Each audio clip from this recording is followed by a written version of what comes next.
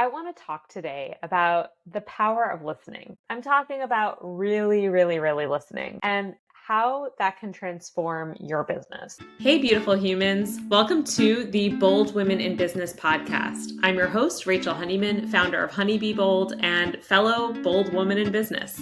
This show is all about highlighting women who are changing the world, helping other women, and kicking ass along the way. Let's dive in.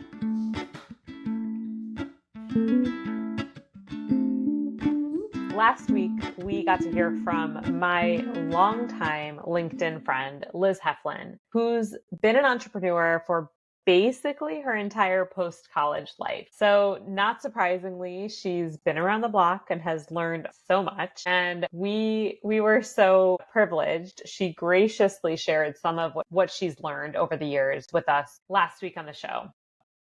Her latest venture is focusing on book-length ghostwriting projects for high achieving clients. What is it more than anything that has helped her make this career pivot? It's her highly developed listening skills, her ability to interview her clients and listen between the lines and really, really hear what they're sharing so that she can develop powerful stories from what they're sharing with her. It goes so much deeper than just hearing what they're saying and spitting it back, right? If she was doing that, they could write the book themselves. She's listening between the lines and really bringing a story to life.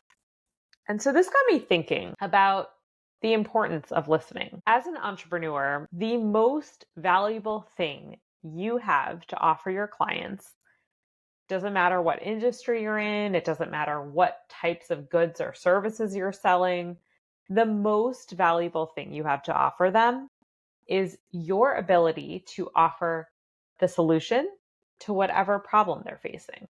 It sounds simple, right? We're all trying to do that. Here's where so many business owners get things wrong. They're doing one of two things. They're either completely guessing what their target customers care about, or they've created something they think is good, right? And maybe it is good, but they think it's good. So they're trying to sell their solution in quotes, right? It's a solution when the problem that solution is trying to solve may not even be a problem for the people they're trying to reach, right? It may not be a problem at all.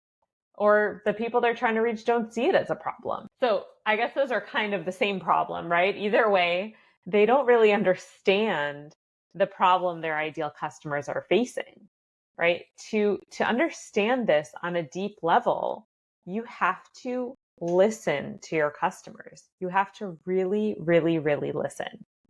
And you have to get way deeper than some surface level survey, right? We've all gotten those customer satisfaction surveys or whatever that totally don't tell a company anything about why we care about this product or why we should care about this product or or service or whatever it is that they're trying to sell. I guarantee they're not getting any very useful information from those, 3-question surveys that you get at the end of a call or whatever, right? We have to get much, much deeper because on a surface level, a client might tell you their problem is X, but when you get deeper, you realize their problem is really Y or Z. So let's take an example. Let's just say you're a professional organizer. You mostly work one-on-one with clients in person, but you're an entrepreneur. You want to spread your wings and increase your income streams for your business. So you decide to branch out and create a 30-day online course that helps people tackle clutter in their homes. And it's a fantastic course. The video is highly produced and the information is super valuable. It's so well organized and it's so easy to use and it's so great and it's everything anyone would want in a course on decluttering. Here's the problem. You think that the person who needs this course has a problem with clutter. They also think they have a problem with clutter. And they do, right? They clearly do. They have clutter in their home. And maybe things go really well when you launch this course. You sell a bunch of copies of the course and you're feeling pretty good about this new venture. Now it's a few months down the line though, and you start looking at the stats on the back end of your course and you see that 90% of people who've bought your course don't make it past day 3. Houston, we've got a problem, right? This is not a good situation because you don't want to just be selling a course that people aren't getting benefit from, right? You want to help people. You created this course, yes, to make money, but you created it to help people. And you're not selling it just for the sake of selling it. Part of even making money on it is you want people to get benefit from it so that, the more people you help, the more they love what you put out into the world, the more that they run and buy the next thing that you put out and they tell their friends and so on and so forth, and it snowballs. Here's where deep listening can make all the difference. Let's say you sit down to talk with a sample of clients who fit the bill of your typical ideal customer. People have bought your course and you have some way of getting in touch with them and you're able to actually sit down and have a conversation with them. And you start probing deeper. You don't just want to know the high level, obvious reason they didn't finish your course or get past day 3, right? That might be something like, oh, I was too busy with other things.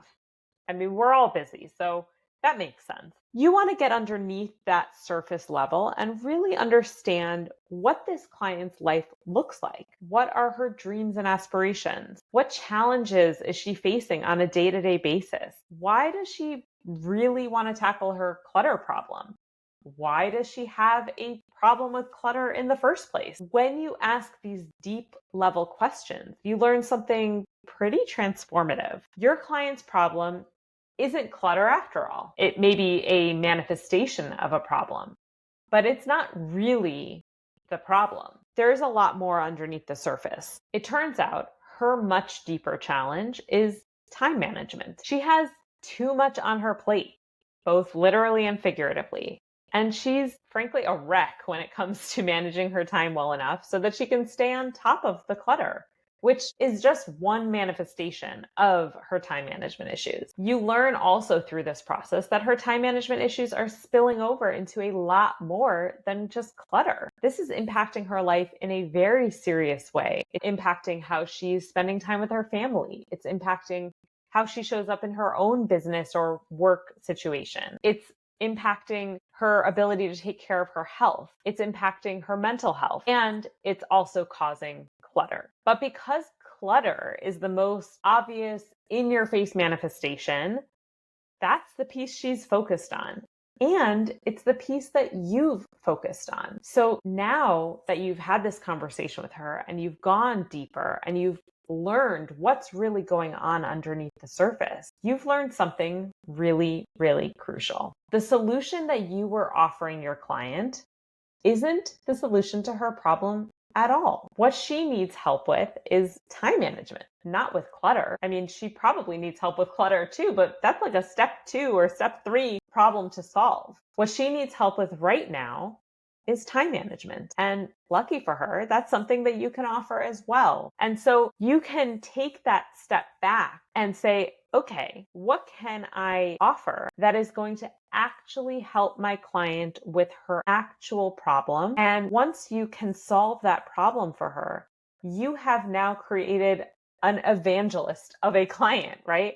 Imagine this woman who's been dealing with tremendous time management issues that is spilling over into so many areas of her life, and clutter is one of those areas. And now you've helped her tackle that problem of time management. Well, I mean, she's going to love you forever, right? Because it's going to spill over the same way that her time management issues were spilling over into so many parts of her life. Now, the benefits of solving that problem, that's also going to spill over into all these different areas of her life. So she's going to love you, her family's going to love you, her friends are going to love you, and you've now created such a loyal customer who then maybe will be super happy to now invest in your decluttering course and actually go through that process, because now she's tackled her time management issues. She actually has the time to go through that course. So this is obviously just a random example. It's probably something I'm thinking about because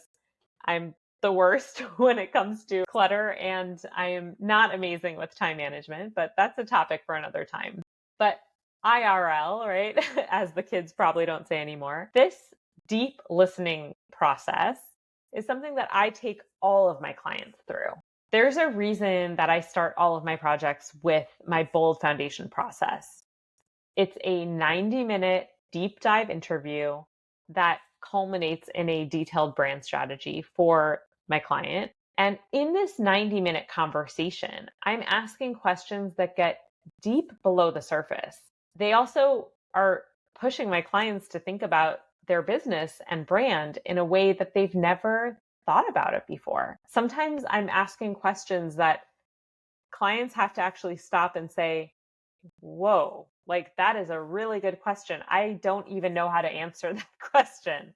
And we sit and we parse through it. We break our teeth on it together. But while they're answering these questions, I'm also listening between the lines of what they're saying. I'm hearing the things they don't even necessarily know that they're saying, because I'm intently listening for those parts of them that make their brand unique and special and so needed for their clients. I'm looking for their inner magic, and that takes some pretty serious listening. If you've never sat down with your clients to really listen to their challenges so that you can help address those challenges in an impactful way, I cannot recommend this highly enough. As Liz shared with us in last week's episode, that ability that she has honed to listen deeply to her clients has basically allowed her to break into a whole new industry.